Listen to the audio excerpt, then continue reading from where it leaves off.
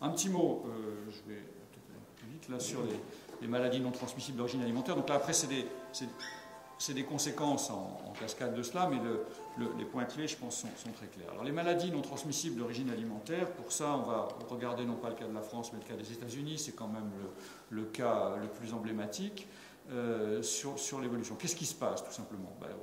Vous savez qu'aux États-Unis, on a une épidémie d'obésité qui est majeure. Vous avez les chiffres sous les yeux. Grosso modo, donc la courbe intéressante, c'est la courbe des obèses, en violet, qui est au milieu. Vous voyez qu'entre 1976 et 80, donc fin des années 70, on était à 15% de prévalence d'obésité. C'est le taux moyen en France aujourd'hui, 15%. Et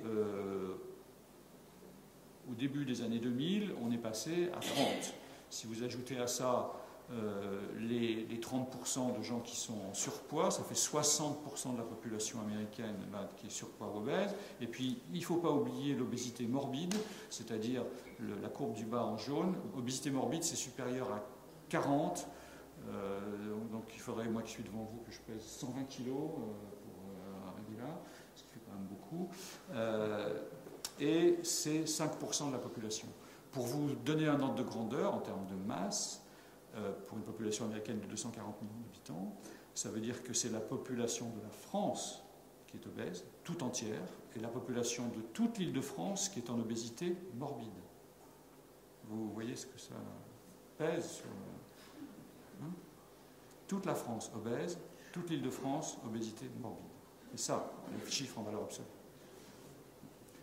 Et vous voyez comment ça s'est déclenché très brutalement à partir de la fin des années 70. Alors si on regarde les calories qui sont mises sur le marché, parce que ce gonflement, c'est du stockage, c'est des surplus alimentaires qui sont stockés dans les individus, au lieu d'être stockés dans des silos. Regardez la courbe, j'en parlais tout à l'heure. Aux États-Unis, on a des données là qui sont séculaires. Début du XXe siècle, 3500 kilocalories mises sur le marché, ça n'a rien d'excessif compte tenu du fait que là encore, la mécanisation, les déplacements automatiques, etc. sont plus faibles. Et ça baisse. Ça baisse jusque vers les années 60. Pas de problème. Ensuite, c'est stable. Et ensuite, regardez, ça recommence à augmenter très fortement, justement, à la fin des années 70. Alors, entre la fin des années 70 et la période actuelle, l'industrie alimentaire américaine et l'agriculture américaine mettent sur le marché à peu près 5 à 600 kilocalories par jour et par personne de plus sur le marché. Alors Dieu merci, une partie est gaspillée, Dieu merci, en termes de santé publique, en termes de ressources, c'est de la folie. Mais heureusement qu'ils ne les mangent pas, sinon ce serait encore pire. Mais cette offre surabondante, si vous voulez, on est allé beaucoup trop loin. Les gains de productivité ont permis de sortir l'humanité de la famine, vont permettre, on espère bien, de sortir le petit milliard de gens qui sont encore très très mal nourris et qui meurent de faim. Mais tout d'un coup, comme on dit souvent, on passe de l'autre côté du cheval, c'est-à-dire ça va trop loin. Le coût de la calorie est tellement faible. Aujourd'hui, si vous voulez, le coût de la calorie marginale est nul.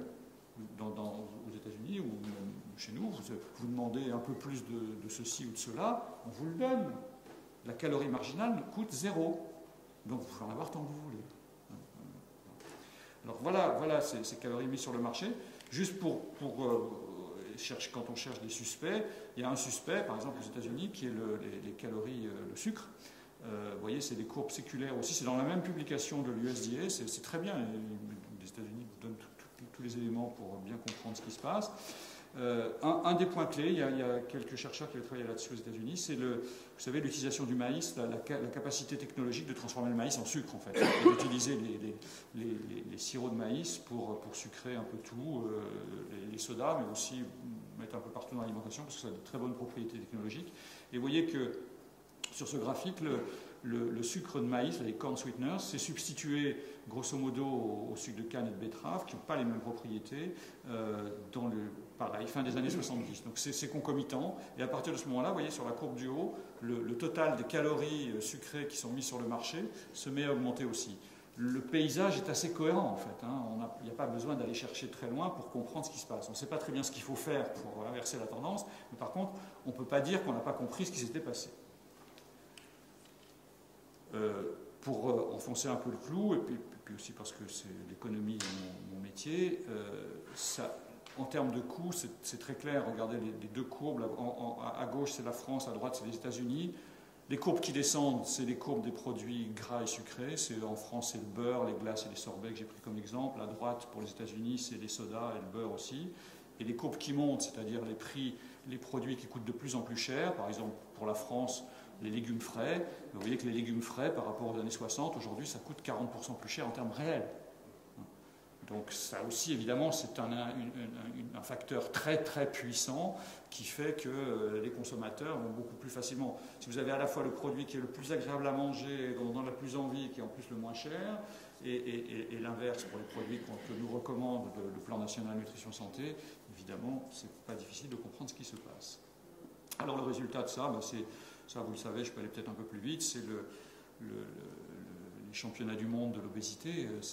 Vous avez les États-Unis tout en bas qui sont les grands vainqueurs. On a donc plus d'un tiers, vous avez vu, de la population qui est en obésité. Dans certaines sous-populations, pour les femmes noires en particulier, on est déjà à 50%, 1 sur 2 est obèse.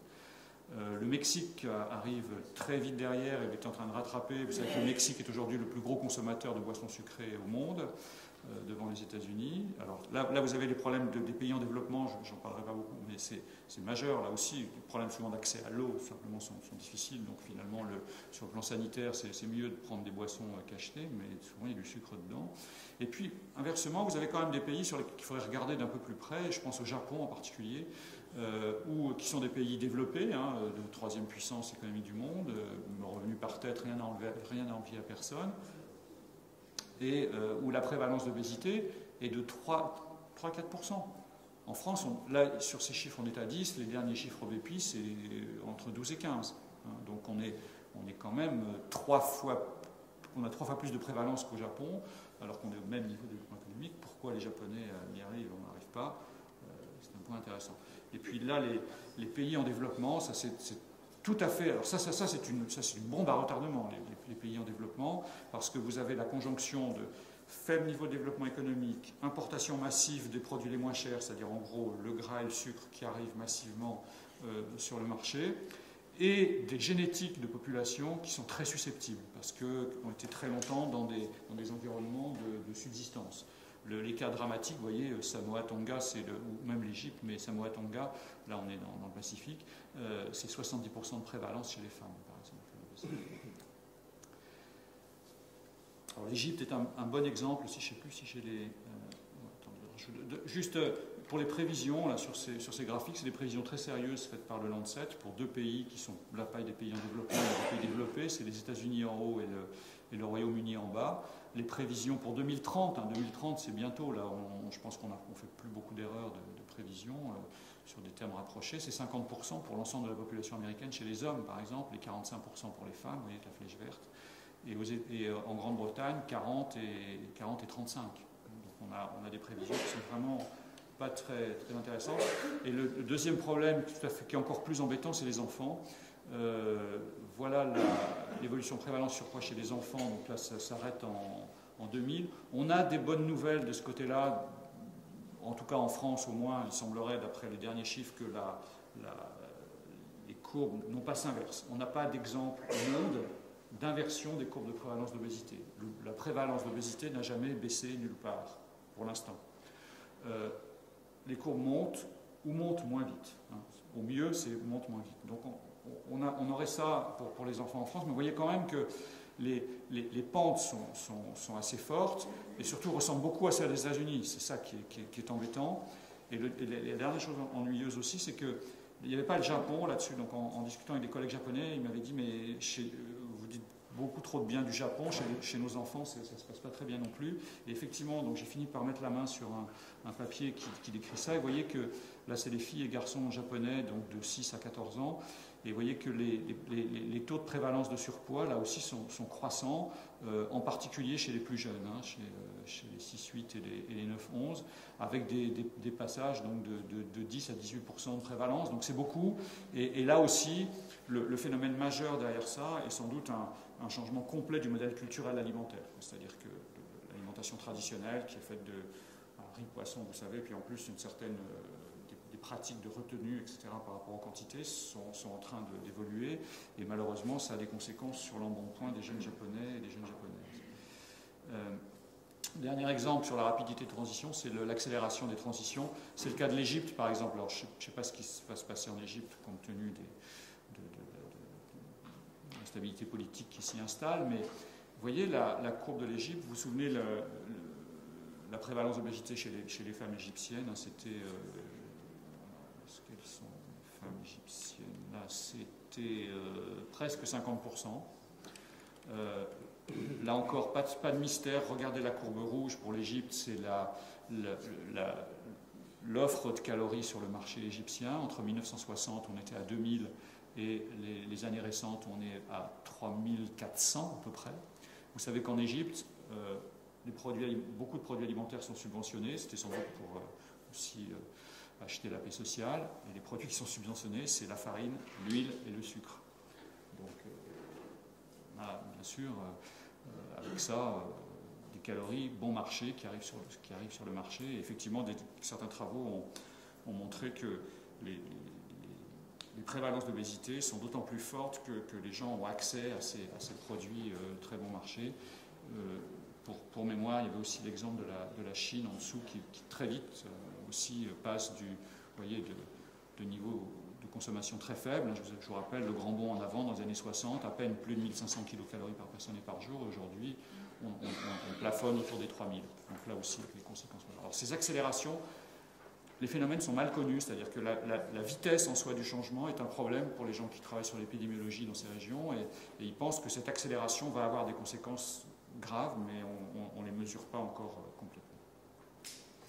Le dernier problème qui concerne les pays en transition, c'est le fait qu'en fait, ils ont affaire à deux problèmes en même temps. Ils ont à la fois encore les problèmes de sous-alimentation et les problèmes de suralimentation.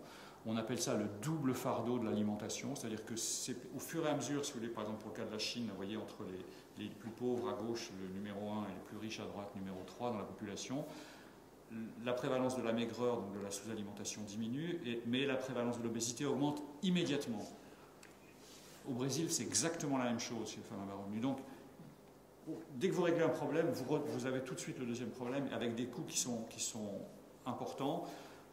La malnutrition et la surnutrition ne sont pas moins coûteuses. La surnutrition, le problème de diabète, c'est des maladies chroniques, au long cours, ça coûte très cher, ça n'augmente pas la mortalité tout de suite, donc en fait vous avez de longues périodes où les coûts de santé sont explosifs, et puis les problèmes de malnutrition là, sont très coûteux en termes de retard de développement, de retard d'éducation, etc. Et donc ça coûte aussi. Et puis dernière illustration, c'est la coexistence, c'est-à-dire que là, je parlais de maigreur et d'obésité dans les mêmes pays. Là, c'est dans les mêmes familles. Dans les mêmes familles. C'est-à-dire vous savez qu'on a un phénomène qu'on appelle les obèses carencés, c'est-à-dire des gens qui à la fois sont en surpoids, donc ont trop de calories, mais en même temps des carences alimentaires. C'est quand même un comble. Et là, c'est un petit peu sans doute l'explication qui est derrière le phénomène que vous avez là. Là encore, c'est l'Égypte qui se distingue malheureusement dans la proportion de familles. Vous avez des jeunes enfants qui sont en retard de croissance et des mères qui sont en surpoids ou obèses. Et l'explication que donnent nos collègues qui travaillent sur ces questions-là, c'est que l'alimentation, c'est ce qu'on appelle, vous savez, des calories vides. C'est ça le syndrome, c'est-à-dire une alimentation très calorique, mais avec très peu de nutriments de qualité à l'intérieur, d'où ce problème. Voilà. Et puis pour finir, très vite, puisqu'on ne va pas vous épuiser, je vais sauter tout ça. Juste le dernier point, parce que ça fait le lien avec l'obésité, c'est que l'obésité renvoie en fait à des problèmes en moyenne, c'est-à-dire que comme dans le cas des États-Unis ou d'autres, vous allez atteindre 50% de prévalence dans la population, c'est plus un problème d'inégalité sociale, mais chez nous, c'est des problèmes d'inégalité sociale. J'ai juste mis en évidence là les prévalences dans la population française, d'après les dernières données des enquêtes OBEPI, en fonction du revenu du foyer, et vous voyez que j'ai souligné les plus pauvres et les plus riches là, qui sont encadrés. Vous voyez que la prévalence d'obésité en France dans les ménages pauvres est très forte et croissante. Elle est passée, vous voyez, de 12 à 25%. Donc c'est 25% dans les foyers qui gagnent moins de 900 € mensuels en 2012. Et vous voyez tout à fait en bas à droite qu'aujourd'hui, ça n'est que 7% chez les plus riches. 7%. Je vous rappelle, le Japon, ensemble de la population, 4. Donc, il n'y a pas d'immunité. Et vous voyez qu'à part peut-être dans le graphique de droite, mais dans tous les autres, les pentes, même au fur et à mesure que vous montez dans l'échelle des revenus, les pentes sont quand même croissantes. C'est-à-dire qu'au fur et à mesure que le temps passe, il y a quand même cette prévalence de l'obésité, même chez les gens les plus riches, les plus éduqués, qui font attention, etc. Donc il y a un environnement qu'on qualifie d'obésogène, c'est-à-dire qui favorise la prise de poids inconsciemment, à travers des petites décisions tous les jours, des trucs que vous grignotez, etc., de l'activité physique que vous ne faites pas, plus un gradient social, qu'on voit bien là, qui est évidemment énorme et qui pose aussi problème. Donc pour conclure, vous avez vu l'illustration de ce que je vous ai dit en commençant, c'est-à-dire d'un côté des forces massives qui poussent l'alimentation des pays développés, mais aussi des pays en développement et très vite dans les pays en transition, sur le même chemin d'évolution des modèles alimentaires, avec quand même un peu d'hétérogénéité autour de ces modèles, ce qui peut-être peut ouvrir des voies pour comprendre, en regardant les modèles les plus intéressants, quel chemin on peut suivre pour aller là, et des problèmes donc de limites qu'on qualifie aujourd'hui de durabilité, c'est notre grand thème de recherche pour les années qui viennent à l'INRA, en tout cas c'est la durabilité des modèles alimentaires, durabilité en termes de pression sur les ressources, durabilité en termes de santé de la population qu'on arrive à nourrir avec ces ressources, et enfin inégalité sociale, parce que si ces inégalités se creusent, évidemment, ça veut dire que le modèle est de plus en plus instable. Voilà, je vous remercie de votre attention.